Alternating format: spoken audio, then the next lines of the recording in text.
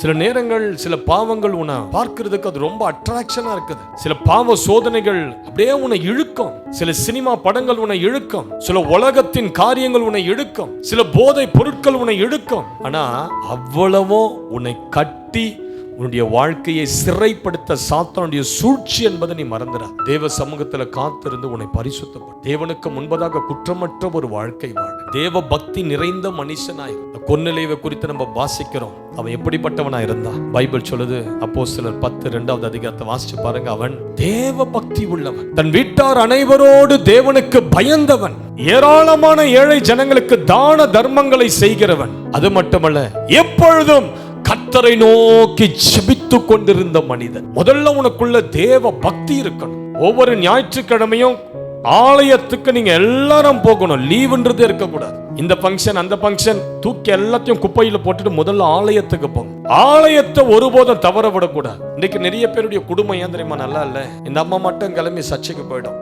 கணவர் எக்கேறு கட்டா என்ன, பிள்ளைங்க எழுந்தாங்களா எழும்பலையா ஒன்னும் கண்டுக்காது. உன் பிள்ளைகளை எழுப்பி அவர்களை தயார் செய்து வாங்கடா எல்லாரும் இன்னைக்கு ஆலயத்துக்கு போன, யாரும் இன்னைக்கு லீவ் இருக்க கூடாது. அப்படி பிள்ளைங்க வரலன்னா ஒரு அடி போட அவனை. அப்படி போட்டு நீ ஆலயத்துல கொண்டு போய் உட்கார வச்சிருந்தா இன்னைக்கு உன் பிள்ளை ஒழுங்கா இருந்திருப்பான். அதை விட்டுட்டு உன் பிள்ளைய நீ சரியா வளர்க்காத, உன் பிள்ளைக்கு கர்த்தருக்கு பயப்படுகிற பயம் என்பதை சரியா சொல்லி கொடுக்காத.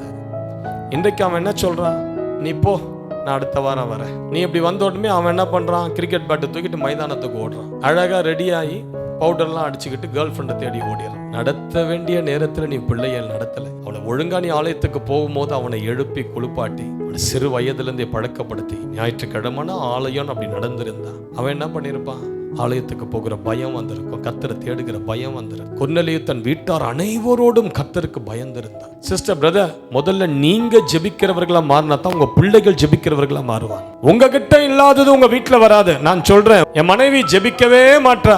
ஐயா, முதல்ல நீ ஜெபிக்கிறியா? முதல்ல நீ ஜெபம் பண்ணு, அதுவும் மனைவியை தாக்கும்.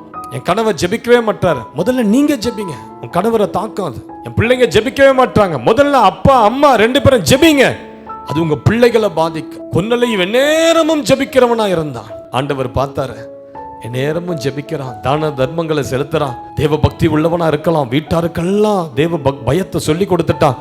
தேவ தூதனை கர்த்தர் அனுப்பினார். கொர்நேலியுவின் வீட்டில் ஒரு எழுப்புதலை கொண்டு வந்தார்.